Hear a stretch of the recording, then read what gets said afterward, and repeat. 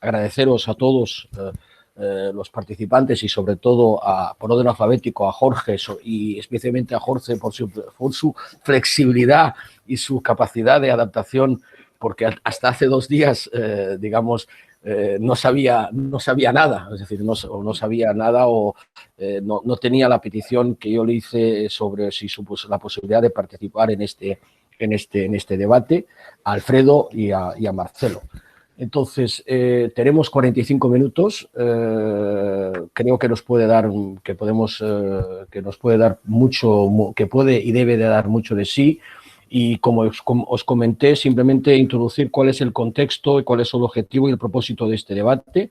El objetivo y el propósito de este debate es un debate que vamos a ir repitiendo desde postulados distintos, desde visiones distintas en las 3 sesiones, digamos, primeras del foro. Y que intentaremos concluir con un debate final, con unas conclusiones finales en la última sesión, en la 4ª. En este primer debate, lo que queremos es una visión externa, es decir, queremos primero que personas vinculadas a la función de recursos humanos del sector público, pero de forma indirecta, aunque no directa, y por tanto que no están realmente gestionando la función, nos den una serie de parámetros. No se trata tanto de discutir de conceptos, sino se trata de intentar buscar soluciones, soluciones que van en la línea de las propuestas que formulábamos como conclusiones del primer ciclo, etcétera. Y la segunda consideración era que este debate pues sea lo más rico, lo más intenso y lo más atractivo posible, para que en un segundo debate, que es el que vamos a hacer en el mes de marzo, con profesionales del ámbito de la función de recursos humanos, digamos, podamos centrar de este marco más global y aterrizar esas propuestas en la situación, digamos, de la función. Y luego, en el tercer debate, que probablemente va a ser el más complejo, y a veces estas cosas se sorprenden, ¿no? Lo que queremos es que los interlocutores, los activos, los colectivos profesionales, los sindicatos también, de alguna manera, digan las suyas sobre estas ideas que han sido formulados por unos expertos hoy, que han sido aterrizadas por los profesionales de recursos humanos y que luego van a ser, de alguna manera, digamos, tamizadas, recortadas o analizadas en su implementación por parte de aquellos que tienen algo que decir, que son los diferentes, digamos, grupos de interlocutores que en estos momentos tiene la función pública y el ámbito de recursos humanos en su gestión. Dicho esto, por orden alfabético, simplemente os voy a dar la palabra para que, digamos, os presentéis directamente. Ya sabéis que aquí intentemos ser lo más informal posible. Os presentéis directamente. Si queréis, hagáis una declaración de principios previa, 2-3 minutos, y a partir de ahí ya entramos en el debate. Por orden alfabético, el primero eres tú, Jorge. Adelante, tienes la palabra. Micrófono.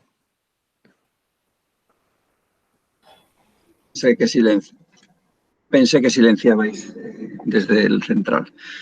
Buenos días. Bien, en primer lugar, agradecer a la posibilidad de intervenir.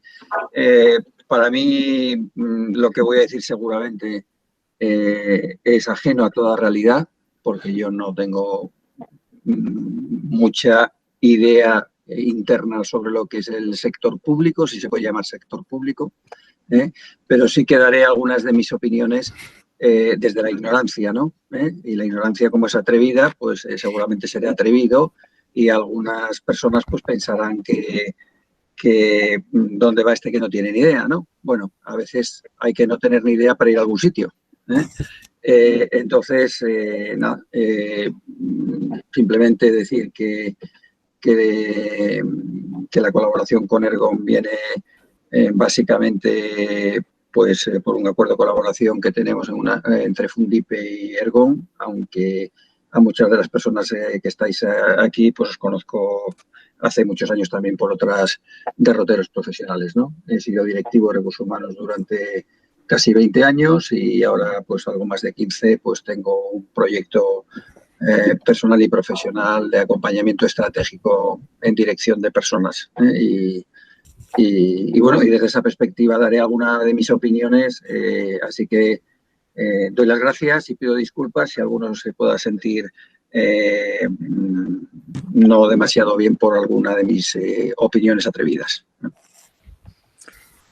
Jorge, gracias por ese aviso de desasosegante. Me gusta que me desasocie, que en esto de estar siempre en un punto de estabilidad no me agrada.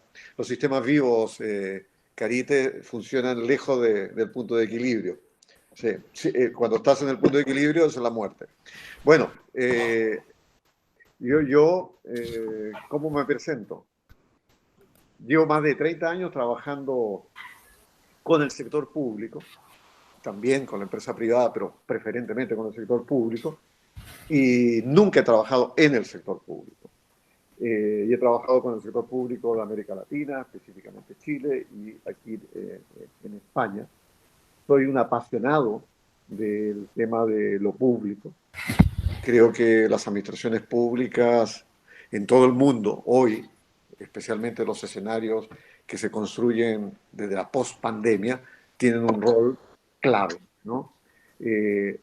Porque lo público, aquella encrucijada entre el sector público, lo social y lo económico, es el espacio donde se van a resolver los problemas complejos que tenemos. No conciernen solamente al aparato estatal en todos sus niveles, ni al sector privado, ni al sector social, sino que al conjunto, a la convergencia, a la interacción de estos actores. Por tanto, para estar allí y jugar un rol de articulación, un rol de liderazgo, en cierto sentido, se requieren unas competencias que hoy día no tiene el sector público. En alguna medida tiene, no puedo ser tan categórico, pero le falta. Por decirlo de una forma, el traje que nos hicimos con este sastre llamado Max Weber no nos sirve para la fiesta que nos están invitando. En la fiesta que nos están invitando hay bailes tan complejos que el corset del traje burocrático no da. En consecuencia, esto que ya viene de finales del siglo XIX, hemos de modificarlo y tenemos que ir a un sastre nuevo que no haga un recauchaje del que tenemos o finalmente comprarnos otro traje. Ahora, es un tema complejo y difícil. Yo estudié ciencias políticas, hice mi doctorado aquí, no lo acabé, cumplí todo menos defender la tesis aquí en la Autónoma de Barcelona y fui profesor durante 12 años en la Pompeu Fabra. Volví a Chile, estuve 10, 12 años allí y ahora he vuelto a vivir aquí en Barcelona hace 6 meses. Bueno, eso como apunte de partida. Ok, Alfred, no se escucha, Alfred, no. Alfredo, no te preocupes. Dejaremos que Alfredo se presente en la primera de las intervenciones. Entonces vamos, si os parece, entrando en materia, es decir, yendo directamente a los ámbitos de la propuesta. Es decir, la primera propuesta es gestionar adecuadamente el retorno a la normalidad. ¿Cómo veis? ¿Qué es posible hacer? ¿Qué no es posible hacer? ¿Qué debe de hacer recursos humanos para conseguir este objetivo? ¿Y qué medidas deberían de implementarse para conseguir este objetivo? ¿Quién va? Vamos a ver, yo me niego a contestar una pregunta tan concreta. Sí, bueno, digo que me niego a contestar una pregunta tan concreta y específica porque después de todo lo que se ha estado hablando me parece que merece la pena por lo menos hacer una posición de partida sobre mi opinión general, no sobre lo que pasa que yo creo que hay una sensación sociológica que es que cuando alguien pregunta hay que responder. Y primero, no hay por qué responder. Lo que no se puede hacer es responder a lo que no te han preguntado. Entonces es más honesto decir, oye, esto no lo contesto pues porque no me apetece, porque no quiero, porque no sé o porque no es el momento, que me parece mucho más honesto, ¿no? Entonces, vamos a ver. Yo creo que cuando se habla de lo público, pues que ya de entrada hay como muchas palabras que adjetivan lo público, ¿no? Yo me he apuntado aquí algunas de las que habéis dicho. Sector público, administración pública, servicio público, la cosa pública, es decir, y todo está ahí, ¿no? Metido. Los romanos definían la res pública de la res privada, ¿no? Es más, el origen es Grecia. Entonces, es verdad que después, como bien ha indicado Marcelo, lo que llamamos el Estado moderno aparece a finales del siglo XVIII, principios del XIX, y lo que es la constitución del Estado. Pero eso solo es una parte de cómo nos hemos construido como sociedad. Entonces, claro, al final, sea y es todo el sector público. Habéis hablado antes de Maite hablaba de Navantia, ¿no? Hombre, a mí me cuesta pensar que Navantia es administración pública. Me cuesta pensar incluso que es algo que tenga que ver con lo público. Es algo privado, gestionado, o cuyo accionista, cuya forma de actuar, por lo tanto, hay una interconexión entre lo público y lo privado. Es decir, Navantia competirá en algunos de sus proyectos con empresas privadas, ¿no? Es decir, por lo tanto, su modelo de gestión podría ser o privado o no privado.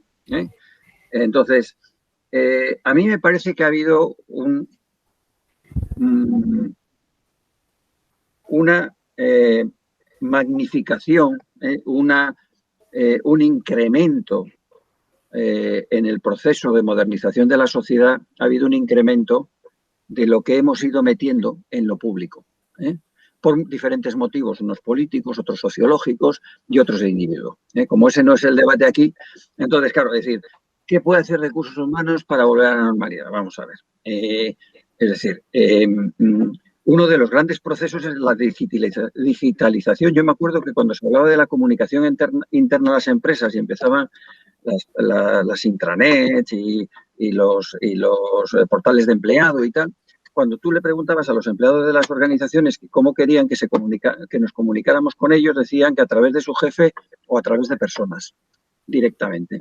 Y sin embargo, todos los esfuerzos de recursos humanos iban dirigidos a crear grandes sistemas tecnológicos para, digamos, obviar la comunicación. Cuando yo estoy convencido que en lo que deberíamos definir como realmente sector público puro, ¿qué debe hacer recursos humanos para volver a la normalidad? Pues seguramente es volver a la conexión con el ciudadano, que es lo que seguramente el ciudadano pide.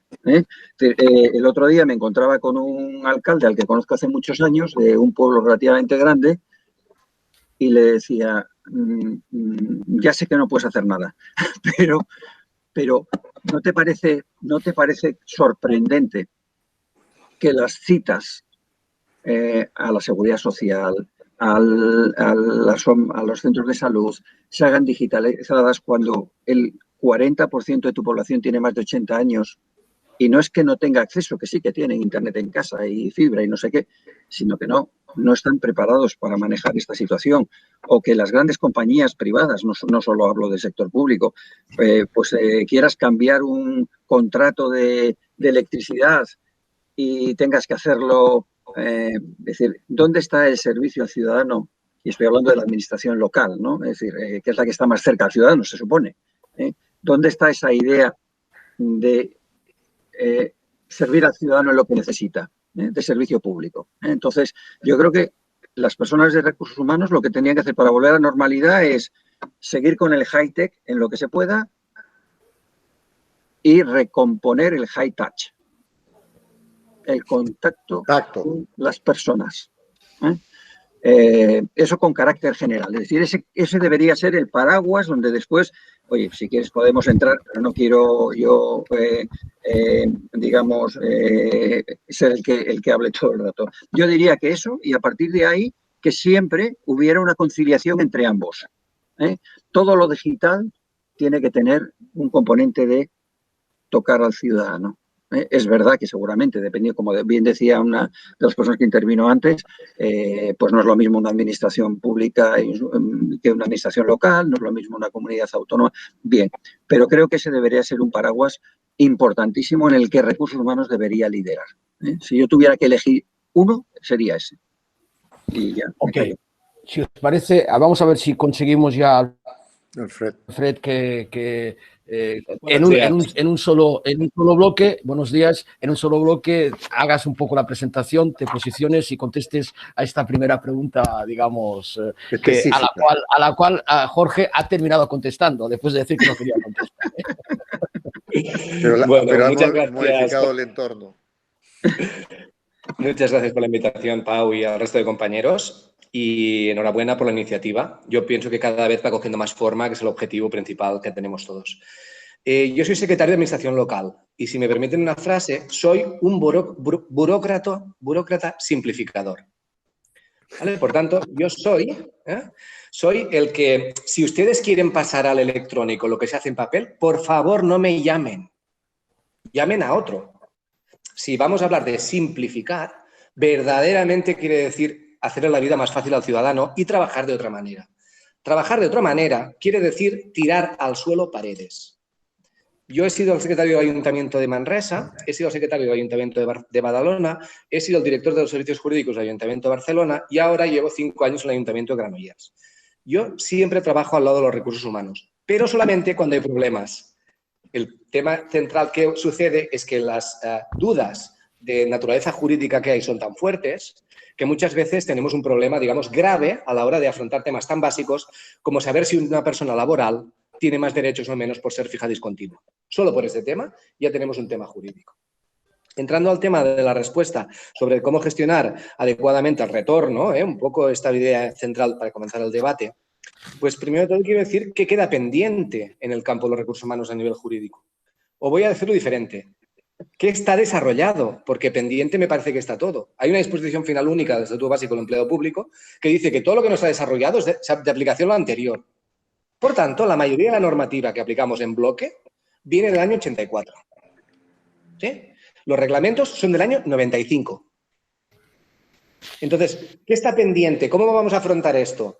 Pues lo estamos afrontando con una inseguridad jurídica muy fuerte, con los jueces que tienen que interpretar cosas de hace 10 años, se están dictando sentencias con legislación derogada, con una inseguridad jurídica en que hace que los procesos, las impugnaciones sean masivas, con unos instrumentos generales de lo que es la organización de las entidades locales que son claramente difíciles. Carlos Arias, en el Ayuntamiento de Barcelona, intentó crear un instrumento para que cuando le cambiemos las funciones a un administrativo, no tener que pasar por el Pleno. Y el Tribunal Superior de Justicia de Cataluña lo tumbó. Por tanto, estamos hablando de que las dificultades que tenemos son de todo nivel. ¿Cómo tenemos que gestionar el retorno? Y con esto cierro mi intervención. Pues yo creo que lo vamos a hacer de las dos maneras que lo venimos haciendo. Unas veces, cómo se puede, y las otras, cómo se sabe. Porque les recuerdo que hay muchas administraciones que no tienen teletrabajo, que hay muchas administraciones que permiten que las vacaciones se cojan a partir del 15 de septiembre, es decir, algún personal está trabajando todo el mes de agosto sin que haya nadie y a partir del 15 de septiembre pueden coger vacaciones. El teletrabajo se va a cargar estas dinámicas.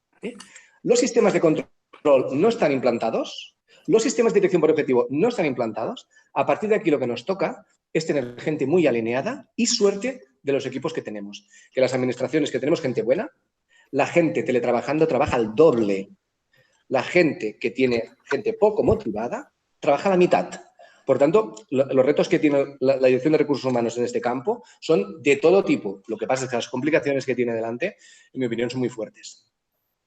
Mira, yo pienso en primer lugar que ojalá no retornemos a la normalidad. Creo que la normalidad ha puesto un velo que nos ha impedido ver la realidad tal como es. De hecho, hay una frase maravillosa, que probablemente la voy a recordar mal, pero más o menos dice así, de Robert Pirsig, un escritor intelectual americano que solamente escribió 2 libros, Lila, en los años 80, y Zen y cómo mantener una motocicleta en los años 70, que fue un libro icónico. En el primer libro que mencioné, dice: él dice lo siguiente, dice, lo difícil de ver el mundo con claridad no es su extrañeza, sino la normalidad.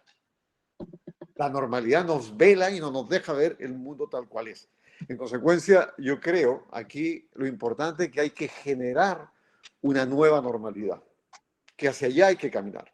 Y esa nueva normalidad tiene que tener los componentes que en alguna medida vosotros habéis sintetizado en el manifiesto y en las conclusiones y en la propuesta, ¿no? Que tiene que ver con el cómo, lo decía Jorge, nos vinculamos de una mejor forma con los ciudadanos, cómo creamos valor. La pandemia pone de relieve, como mencionaba hace un momento atrás, la importancia que de hoy en adelante van a jugar las administraciones públicas y ese espacio público, ¿no? Ese espacio público que es donde se cocinan las soluciones que no tenemos. Y así como tú decías, Alfred, que respondemos como podemos, yo creo que hoy día el gran cuestionamiento que tenemos que hacernos es desconfiar en lo que sabemos para poder hacer las cosas de una manera distinta. Porque los procesos de transformación, si lo hacemos con el bagaje de la experiencia, los conceptos y las metodologías de lo que sabemos hacer, les voy a garantizar que vamos a obtener los mismos resultados.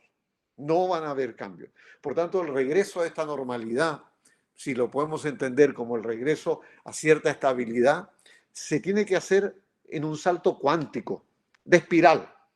Es decir, aquí yo incluso no hablaría de que las administraciones han de ser resilientes para volver, después de ser perturbadas, a la misma posición, que sería esta reflexión en torno a volver a la normalidad. Yo diría que han de ser antifrágiles, como he puesto en uno de mis últimos artículos.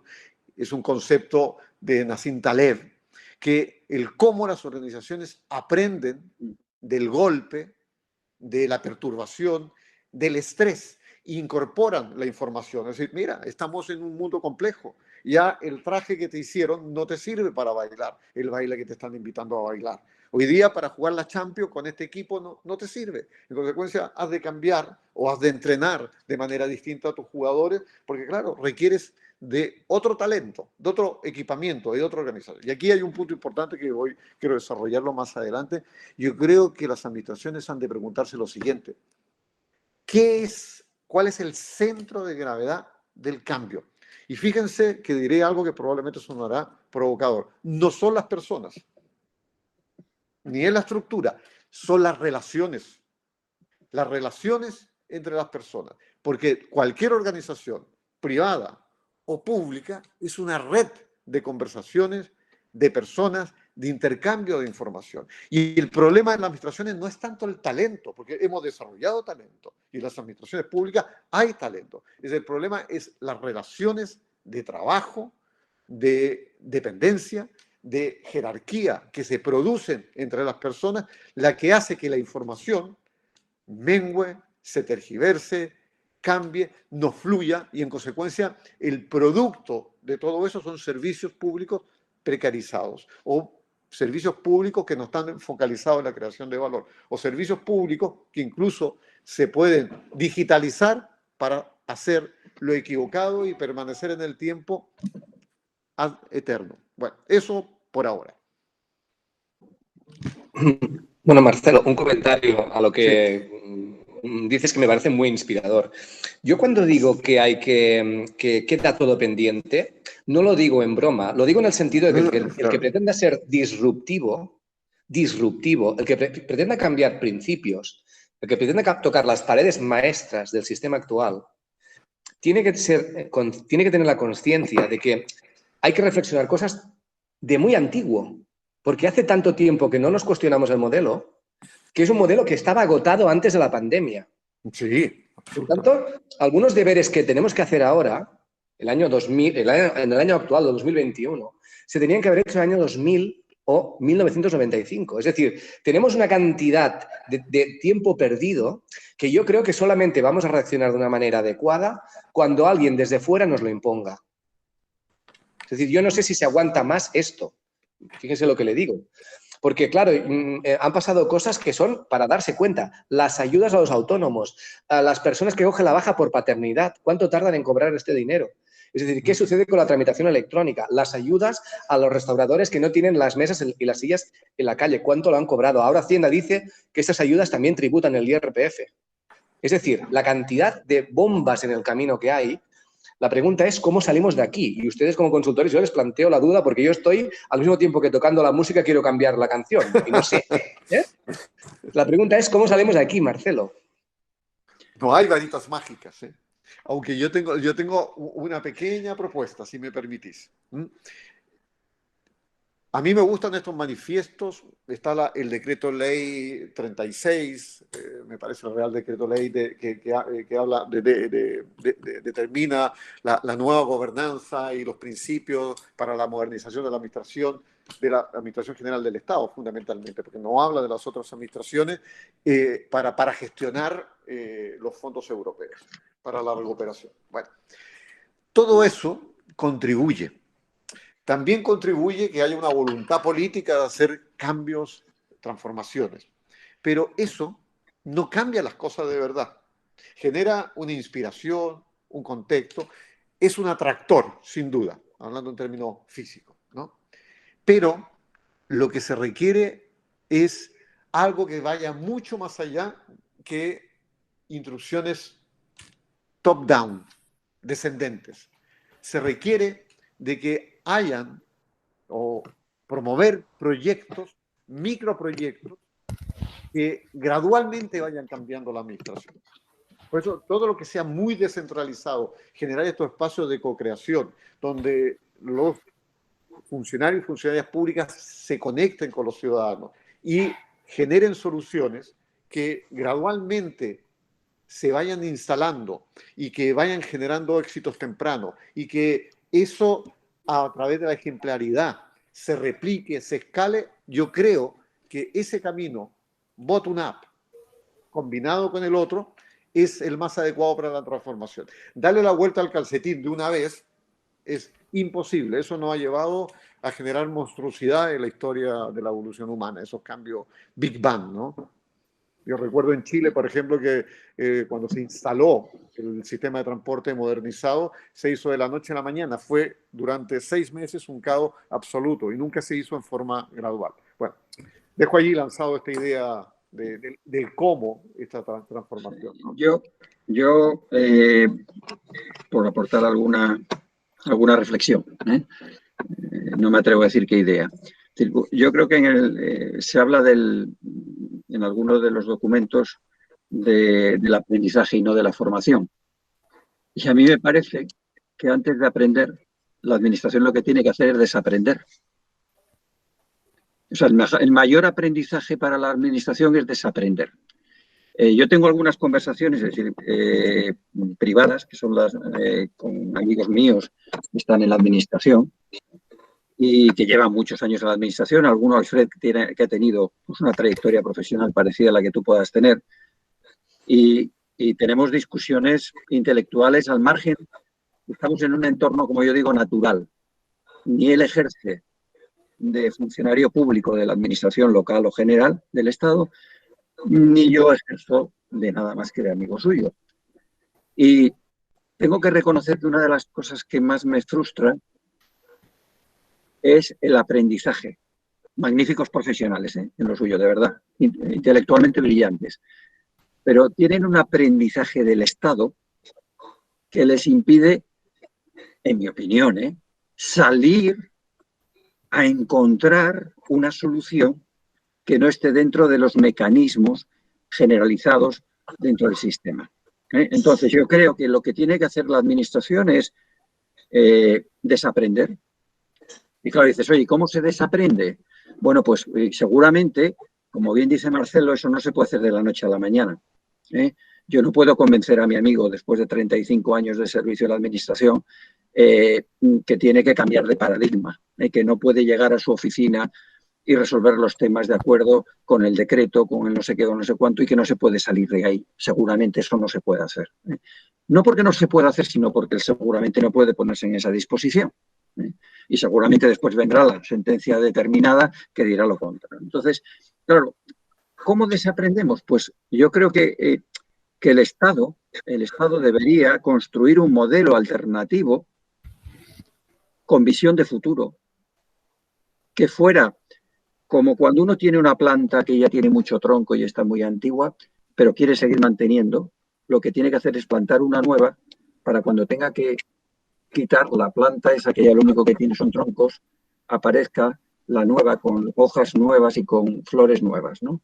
Entonces, yo creo que es un proceso de desplantar y plantar.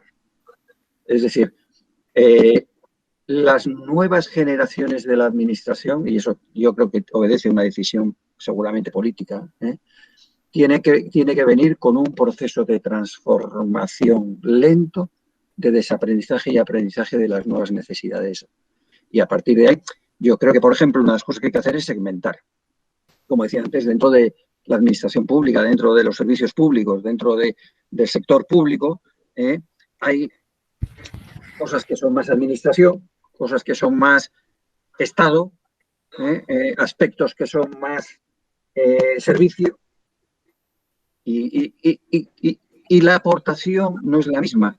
En la administración local, por poner lo que se supone que está más cerca del ciudadano, pues hay una parte de servicio, pero hay una parte de gestión, hay una parte de administración, incluso con todas estas subcontratas y tal, hay una parte incluso de gestión eficiente de organizaciones. Yo creo que es necesario segmentar cuál es el sentido de cada una de las funciones independientemente de qué administración. Es decir, hay que cambiar el modelo. No es la administración general del Estado, no es las comunidades autónomas, no es la administración pública, no. Es cada organización dentro de las propias administraciones a qué se dedica, cuál es su sentido, por qué existen. Y para ello, organizarse de esa manera.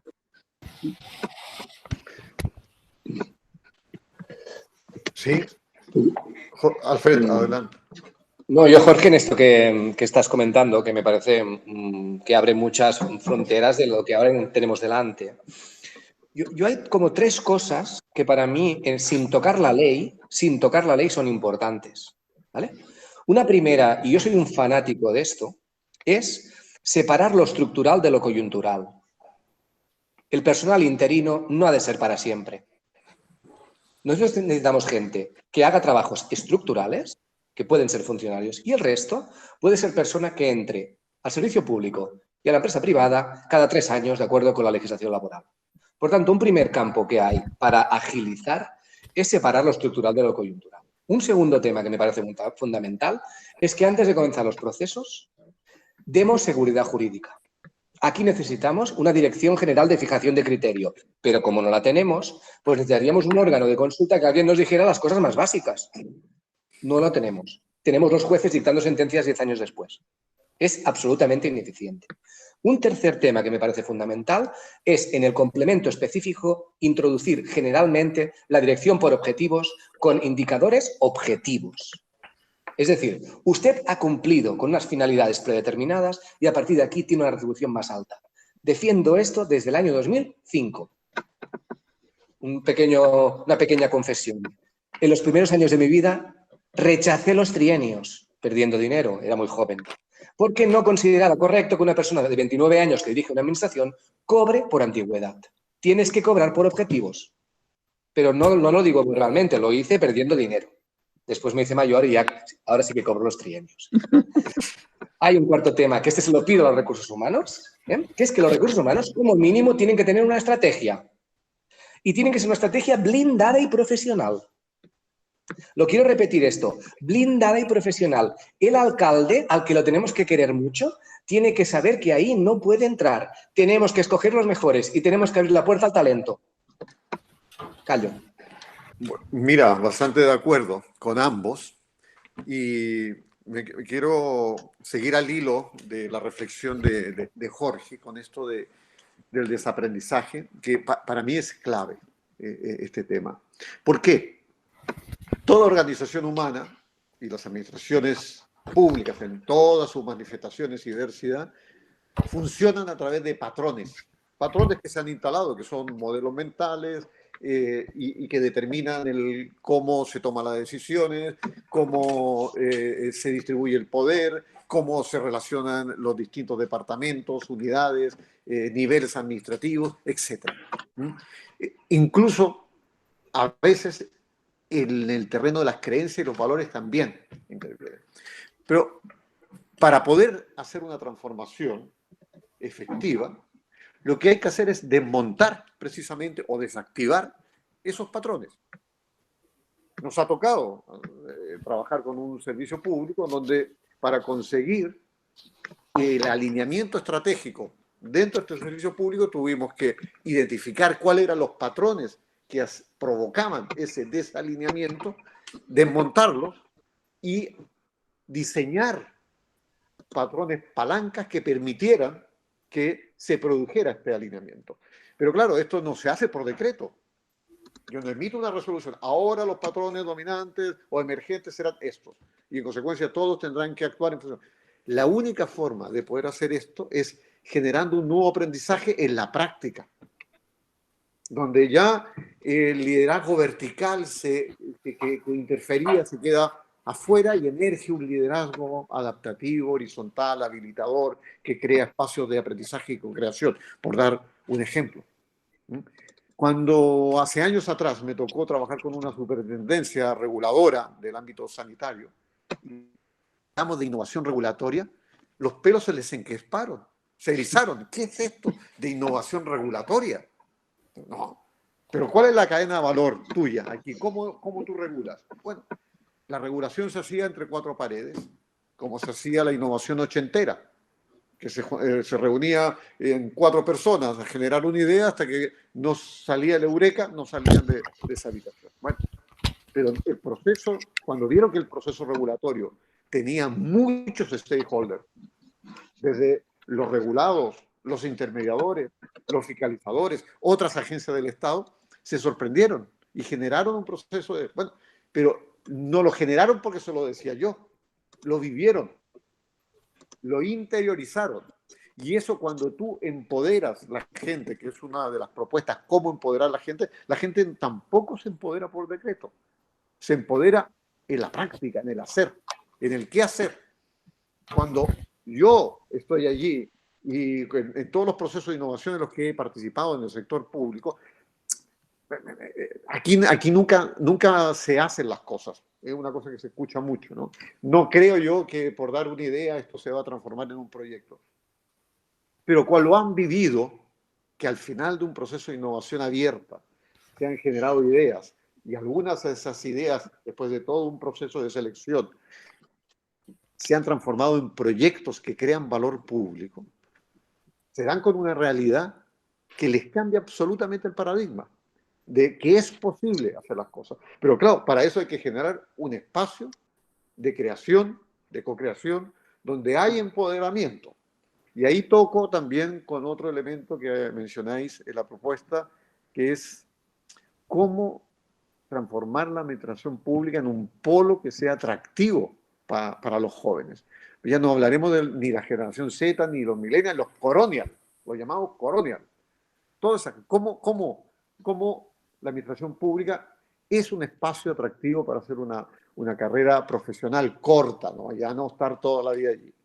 Bueno, la administración pública tiene glamour, como decía en un artículo en El País, me parece, hace un tiempo atrás, Paco Longo, ¿no?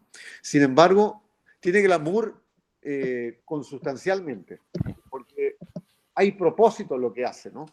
Y hoy día los jóvenes, y los no tan jóvenes, buscamos propósito de las cosas que hacemos. Por tanto, allí hay 4 pasos adelante en las administraciones públicas. Lo que pasa es que, claro, luego está la realidad del cómo son los procesos de selección, donde lo importante es llenar la cabeza de conocimiento y no se hace competencia.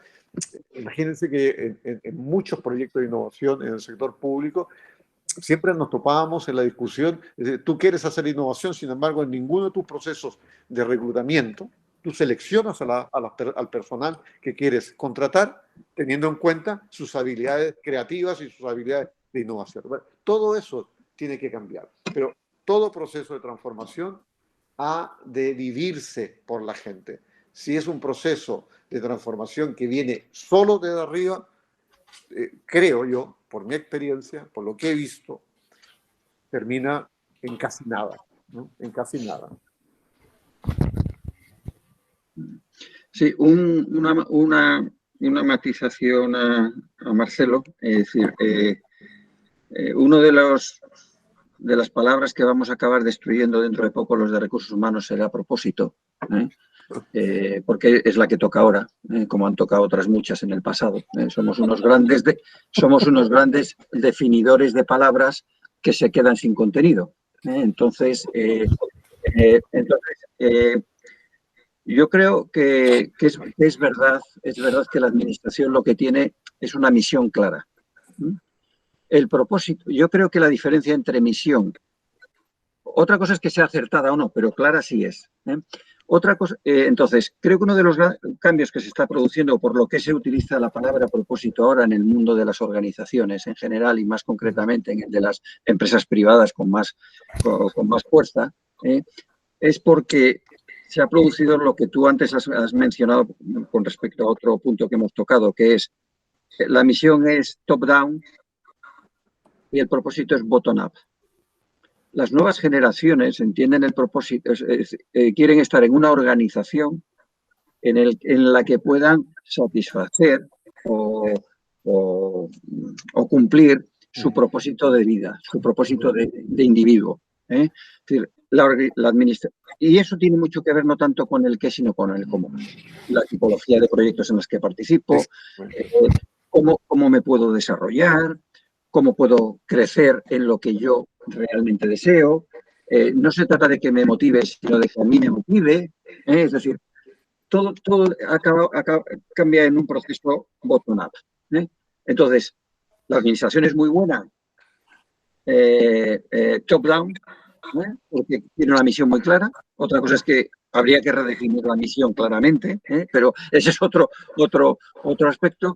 Entonces, creo que si fuera capaz, porque hay muchas personas que son, ya digo que tengo algunos amigos, ¿no?, que claramente tienen una vocación de servicio público, y cuando llegan, en el cómo, se sienten tremendamente frustrados, ¿no? Y entran en el sistema, que es rígido, estructurado, y yo diría que incluso castrante, ¿no? Y entonces uno ya no se conecta con la misión. La misión estaba muy bien, así en principio, pero en mi propósito no está. Entonces, claro, o hacemos un proceso de abajo hacia arriba en la que la misión o el objetivo o la visión de la organización, o en este caso de la administración pública, un proceso en el que es la suma de los propósitos individuales, o no llegaremos a que los comos, lo que decía antes Alfred, no llegaremos a tener un grado de motivación de un colectivo importante, suficiente como para que de verdad los recursos sean utilizados dentro de un proceso muy eficiente.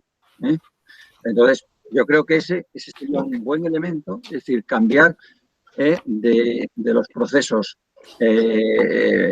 top-down a bottom-up en la definición de los propósitos. Sí. Pero mira, las misiones y visiones son papel en general. Son declaraciones que se hacen que a veces ni siquiera la gente la embebe en su quehacer. Y el que lo que hace, incluso te podría decir, las estrategias que diseñan en el sector público son puro papel en general, las planificaciones estratégicas en general. Pero respecto al propósito o también identidad, me ha tocado estar en organizaciones públicas, servicios públicos, en los cuales hemos redefinido la identidad. Y no sabes tú, genera como un remesón importantísimo, un gran remesón. Cuando me tocó un servicio público donde ellos, su identidad, su propósito, la identificaban con ser los policías del mar. Es un servicio fiscalizador de la actividad pesquera, Y en consecuencia, esa definición les predispone a un estar en el ejercicio de la fiscalización que para el regulado, para el fiscalizado, es para esconderse, para espantarse. Los policías del mar. Bueno, después de entrar en un proceso de reflexión sobre su identidad, la redefinieron como agentes de desarrollo local.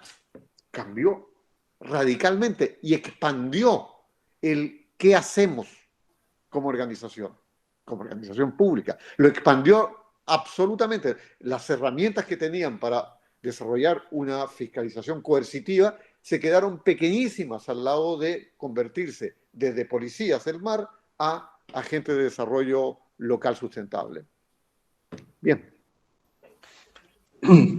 Yo, Marcelo, para intentar polemizar un poco contigo, porque como estoy de acuerdo tan contigo, no puede ser.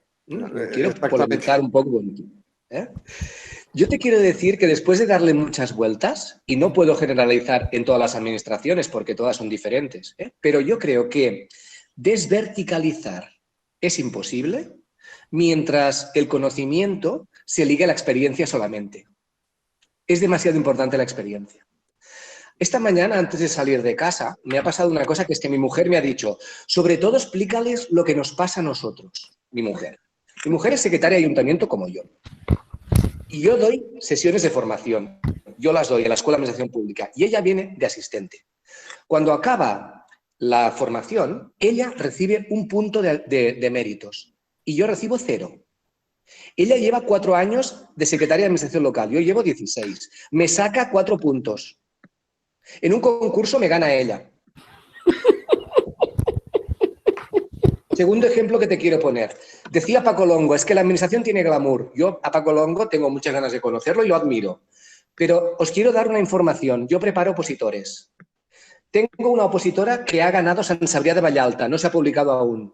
Llegó ella sola al último examen. Se presentaron 7. En Montgat, que se publican hoy las listas, esta opositora ha llegado a la fase final y está casi a punto de ganar a otro chico. Se presentaron 5 opositores. Antes la plaza quedó vacante. A lo mejor tenemos glamour, pero no lo explicamos. No somos sexys. No somos sexys. Quiero dar un tercer dato para yo traer un punto, porque si no, solo hago que contestar a Jorge y a Marcelo, que me encanta, Pero esta mañana, ahora mismo, se está presentando la futura Oficina de Atención al Público del Ayuntamiento de Granollers al alcalde. Se está haciendo ahora, hace 26 minutos que se ha comenzado. Al final de la reunión, cuando hayamos convencido al alcalde, le vamos a explicar que la oficina la vamos a suprimir. Porque vamos a hacer que los funcionarios atiendan desde su casa mediante teletrabajo. Es decir, usted se va a poder conectar antes de entrar a una estancia del Ayuntamiento de Granollers. Se ha acabado ir a hacer cola. Va a tener usted una cita previa, va a tener usted la identificación remota, le voy a enviar un SMS y si puedo, le haré el trámite yo. Y ahora tendré un problema jurídico de cómo me da usted el consentimiento, que en esto estamos trabajando con el Ministerio. Claro. Pero vamos a suprimir la oficina. Si en el minuto 0 de la reunión yo le digo a mi alcalde que vamos a suprimir la oficina, me echa.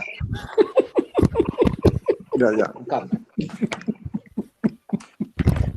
Bueno, excelente experiencia. Sí, bueno, no puedo estar más. Estoy de acuerdo, Alfred, con lo que dices, ¿no? Es así de curioso. Yo recuerdo que hace unos años di una ponencia sobre liderazgo en el CSD, que es en el curso de Estado Mayor del Ejército, ¿no?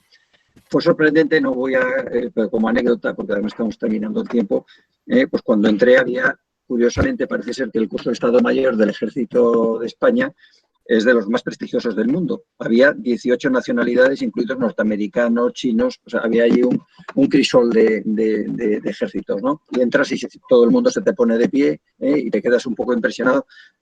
Y yo les decía, bueno, lo que voy a contar a lo mejor es muy disruptivo. Yo hice el servicio militar en el año 83, esto era 25 años después.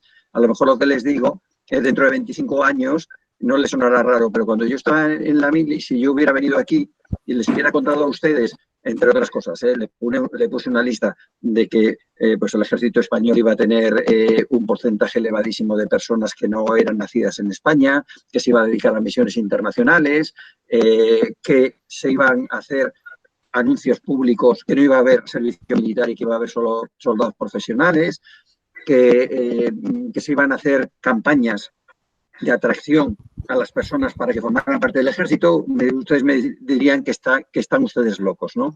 El otro día, cuando le decía, hablaba sobre la atención al ciudadano con este amigo mío, yo le decía, oye, ¿por qué no pueden ir personas, ¿no?, funcionarios o personas del servicio público a las casas de las personas mayores a ayudarles a cambiar el recibo de la luz o este tipo de cosas? Que no, pero es que entramos en la legislación, ¿cómo me va a dar el consentimiento? Me ha hecho gracia, le digo, pues no sé, dándotelo. No, el otro día tenía que enviar un documento de unas pruebas médicas de mi madre, y entonces hablo con el servicio médico y le digo, bueno, como no podemos ir allí, se lo puedo escanear y enviárselo. Dice, no, pero nosotros no podemos recibir en el correo electrónico pruebas de un paciente. Digo, ¿y eso? No, porque lo puede ver alguien. Digo, ¿y por qué me garantiza usted que si se lo llevo yo en un sobre no lo va a abrir alguien y lo va a ver igual? Digo, a mí me parece bien que la ley de protección de datos esté para proteger los datos míos cuando yo quiero que me los protejan, pero no en contra de mí, que quiero que no me lo proteja, porque se lo quiero dar a usted, ¿no? Entonces, bueno, yo creo que esa idea que has planteado de tener como un organismo que pudiera facilitar los conflictos posteriores, porque la única manera de solucionar un problema es ir a un conflicto, y ir a un conflicto es una resolución.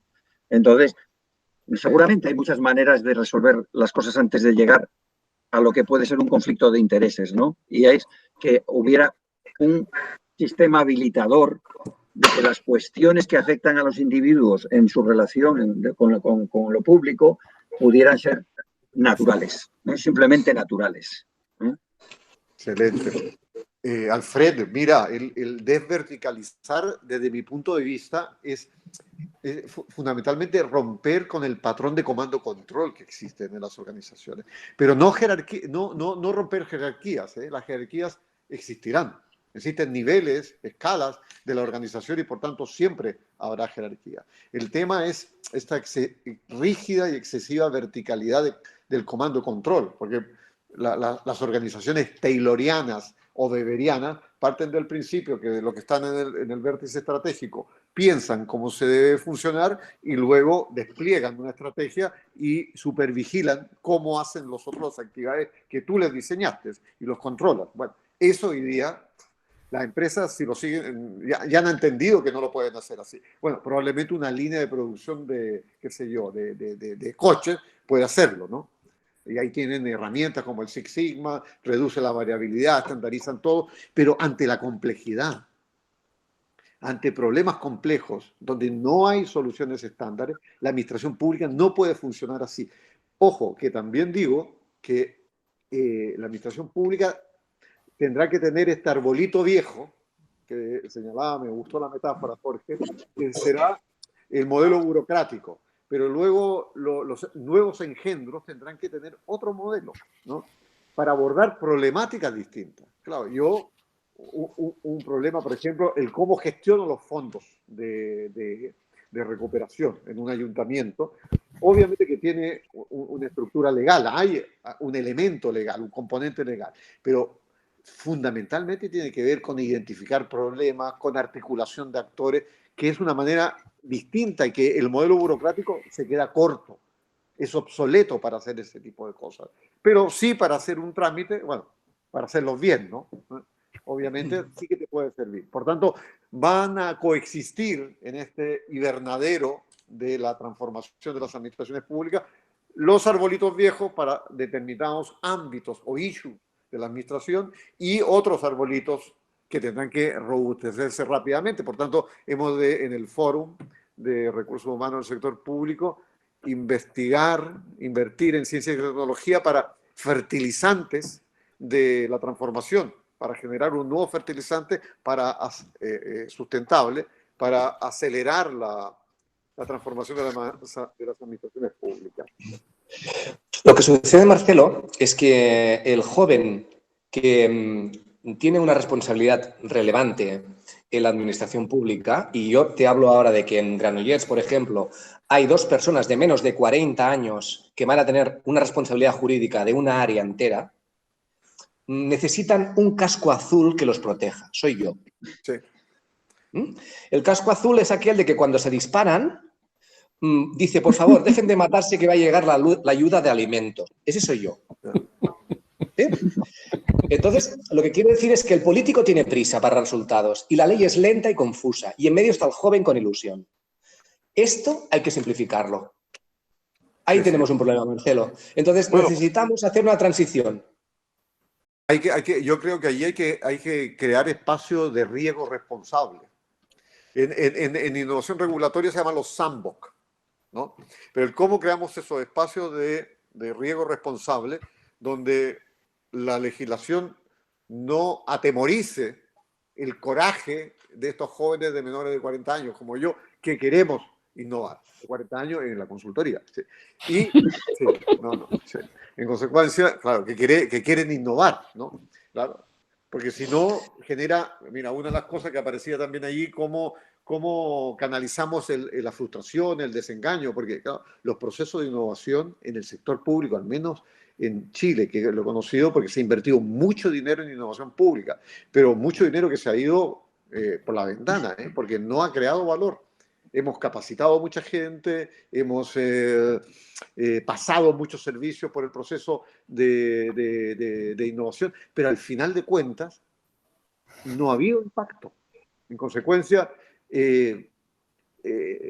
la inercia de las organizaciones, lo que yo llamo el agujero negro organizacional, es tan fuerte que por más seductora que sea la innovación, se ha vuelto a lo que hacían siempre. Que no ha generado resultados, no ha generado impacto, y al no haber ni resultado ni impacto no ha habido contagio. Y además, bueno, obviamente con el cambio de autoridades, claro, eso te genera nuevas agendas y todo lo hecho. O sea, siempre hablamos que la administración pública, en el documento que nos habéis enviado Pau, me parece que era Díaz, que decía generar un mejor gasto público. Si fuéramos capaces de valorizar la cantidad de dilapidación inconsciente que hay de recursos por la mala gestión del conocimiento en el sector público, probablemente tendríamos un next generation adicional con todo ese dinero.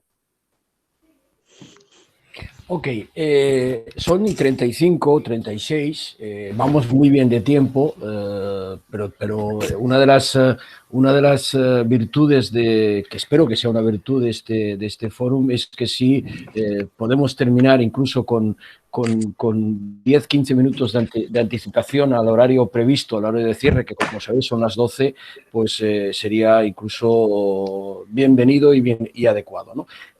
Deciros dos cosas que me parecen relevantes para introducir incluso ya la posibilidad de que si alguien quiere intervenir a través de levantar la mano, a través de Carite o a través de un mensaje podamos abrir un turno de debate más amplio con todos los que estamos todavía en la reunión. Hay dos cosas que os quiero significar. Dos cosas inteligentes que he escuchado. Yo no digo que el resto de las cosas que se han dicho hoy no hayan sido inteligentes, pero dos cosas inteligentes que he escuchado últimamente como medidas fáciles que podrían aportar mucho valor al objetivo que nosotros tenemos de cambio, transformación de la administración pública en general y de los recursos y la gestión de los recursos humanos en particular. Una medida la escuché de Rafael Fernández Villaverde, supongo que muchos de vosotros sabéis quién es Fernández Villaverde. Fernández Villaverde es un catedrático, es un español catedrático en la Universidad de Pensilvania y una de las personas, y así también os digo con toda franqueza, ha escrito una serie de artículos que están además, que son free, que son libres de acceso en el Confidencial sobre la administración pública, la reforma de la administración pública en España, tocando diferentes modelos que yo creo que son absolutamente necesarios y absolutamente imprescindibles para entender lo que es. Y Rafael Fernández Villaverde propone que la solución simple de todos los problemas que tenemos en este país, de designación de los altos niveles de la administración y del sector judicial, etcétera, etcétera, sería el sorteo. El que las plazas de libre designación se hiciesen, evidentemente, en base a unos requisitos, al cumplimiento previo de una serie de requisitos, pero se hiciesen por sorteo. Una idea. Y la segunda idea inteligente que he escuchado hoy, ha sido la propuesta que ha hecho Alfred, en el sentido de decir, dar seguridad jurídica mediante la creación de una especie de comisión que asegure que determinadas actuaciones públicas no generen todas las dudas que se generan en su dinámica y que conllevan que 10 años después, como él decía, haya una sentencia que lo revoque totalmente, ¿no? ¿Tan difícil es de encontrar soluciones de este tipo que podrían realmente significar cambios relevantes en lo que es la gestión de lo público en nuestro país? Aún no tengo buenas noticias. En el campo de las medidas sanitarias, el espectáculo que ha dado España ha sido histórico. Cada comunidad autónoma resolvió de forma diferente y 7 meses después se reunieron los jueces. No tengo buenas noticias. No respondo a preguntas tan generales yo. A diferencia de me gustan las específicas. Por eso os tengo a ti, Marcelo, a este lado de la pantalla y a Jorge al otro lado, en diagonal. Bueno, en realidad yo tampoco he dicho que contesta a las generales, he dicho que las específicas.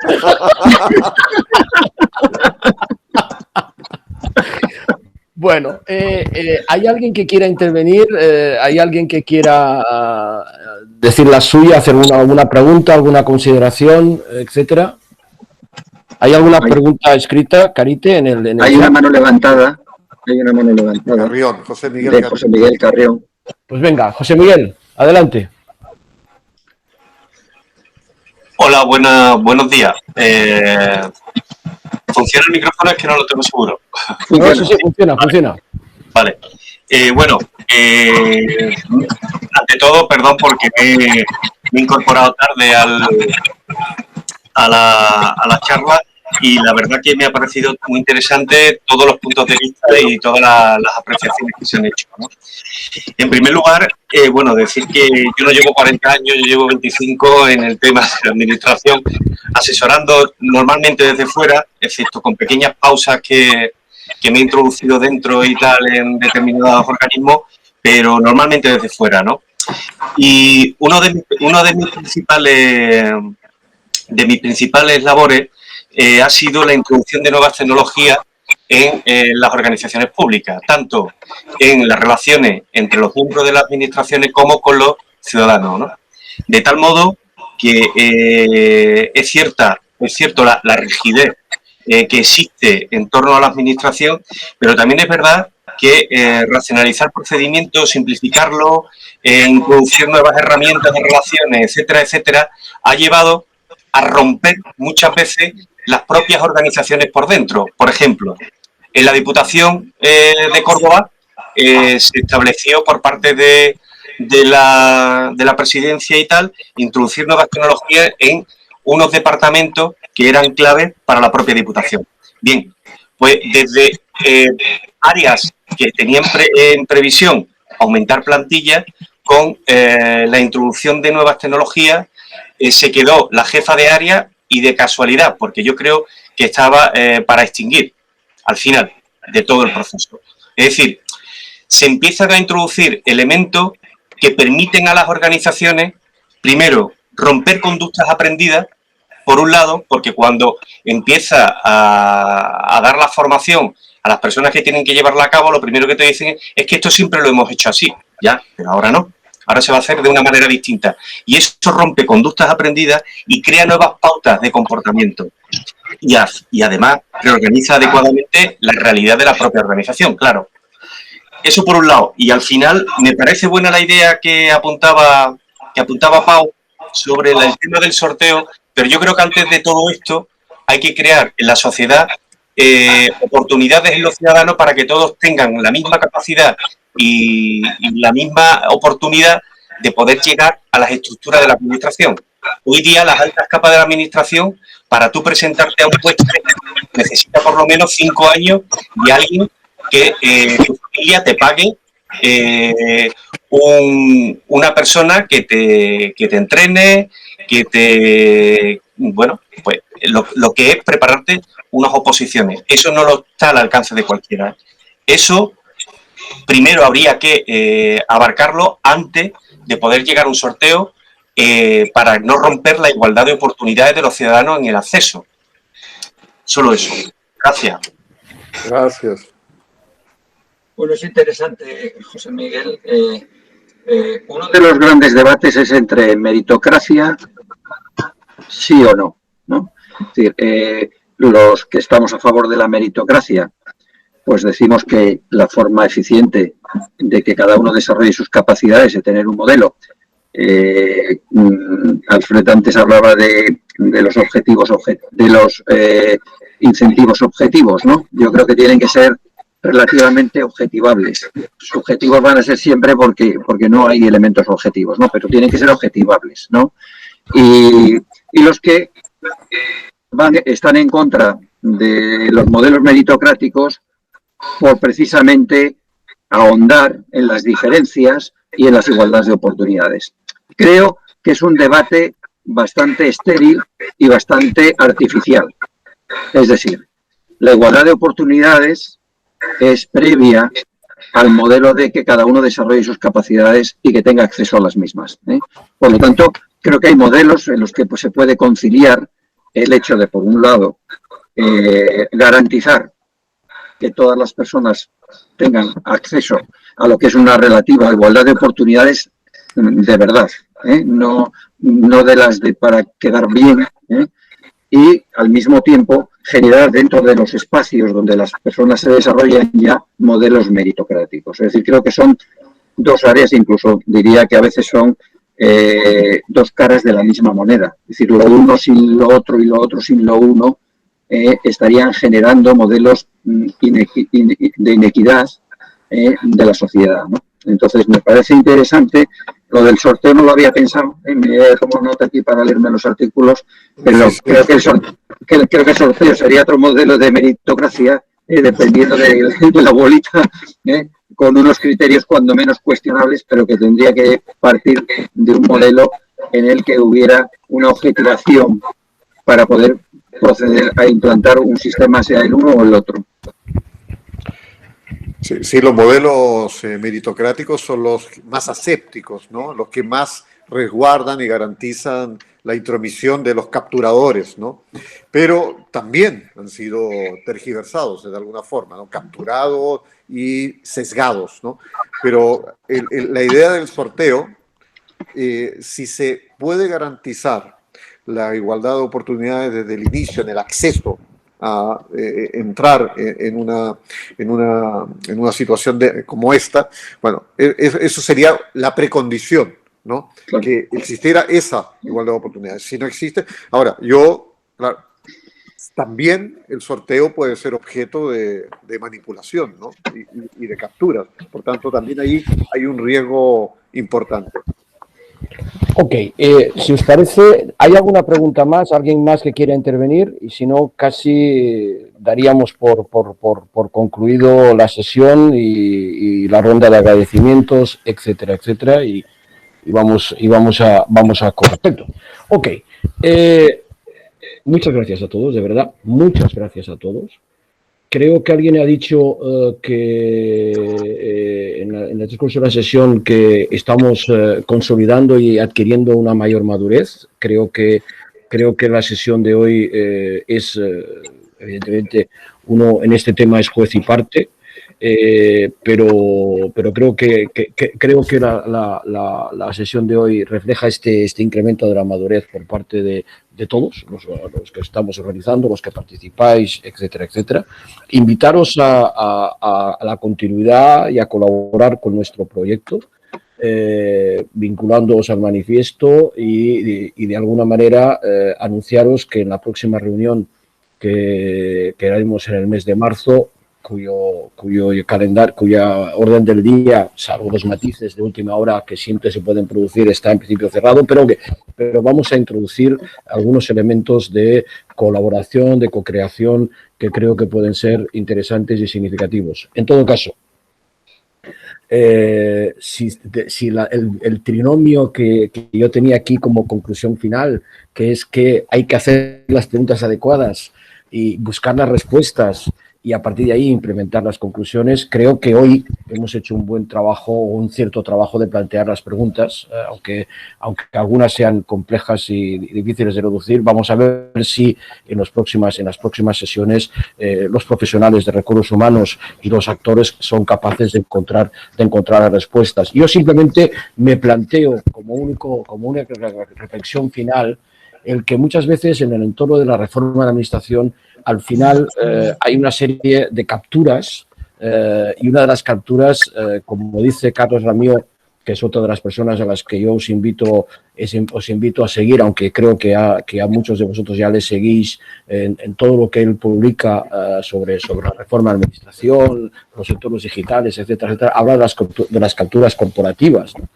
Yo creo que en la vida sabemos que muchas veces cuando uno tiene que decidir sobre transformarse a sí mismo es cuando probablemente más reticencias existen. Por tanto, no sé si sería bueno, al margen de estas dos ideas que antes he significado como ideas que pueden ser relevantes, interesantes, yo me atrevería a aportar una tercera, no sé si del mismo valor, que sería la necesidad de creación de un órgano independiente que de alguna manera pusiera en marcha este proceso de reflexión y de reforma de la administración pública y que no estuviera esta reforma, digamos, controlada y corseteada por los propios agentes corporativos de la propia administración que han de decidir sobre los procesos de cambio que tienen que formular. En cualquier caso, muchas gracias a todos de verdad, y os agradecemos el tiempo que nos habéis dedicado. Esperemos haberos aportado valor